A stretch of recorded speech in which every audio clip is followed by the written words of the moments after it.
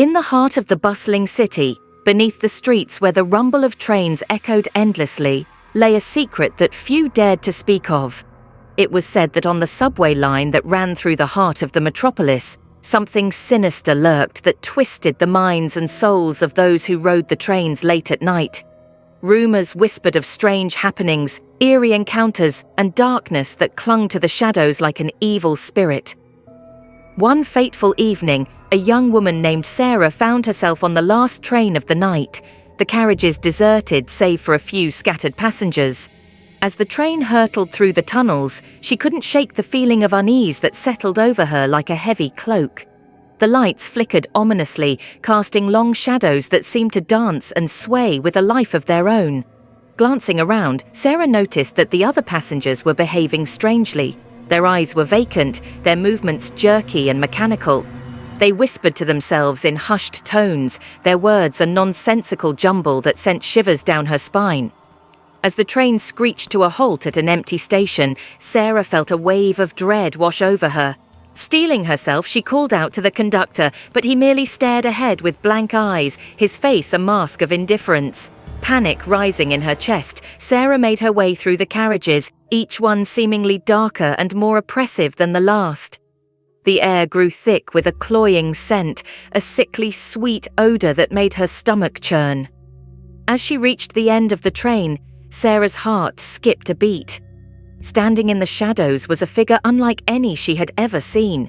Its skin was pallid and gaunt, stretched taut over bones that jutted out at odd angles. Its eyes gleamed with a malevolent light, fixing her with a gaze that chilled her to the core. Without a word, the figure beckoned her forward, its bony hand outstretched in a silent invitation. Sarah's instincts screamed at her to flee, but a morbid curiosity held her in place. Trembling, she took a hesitant step toward the figure, the world around her fading into a haze of fear and uncertainty. As she drew closer, the figure spoke in a voice that seemed to reverberate through the very walls of the train. "There's something wrong with the people on the subway," it intoned, its words a haunting refrain that echoed in Sarah's mind.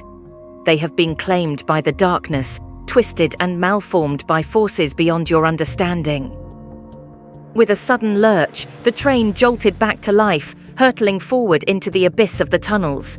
Sarah's screams mingled with the screech of metal on metal as the figure reached out a skeletal hand towards her. And then, in an instant, everything went black.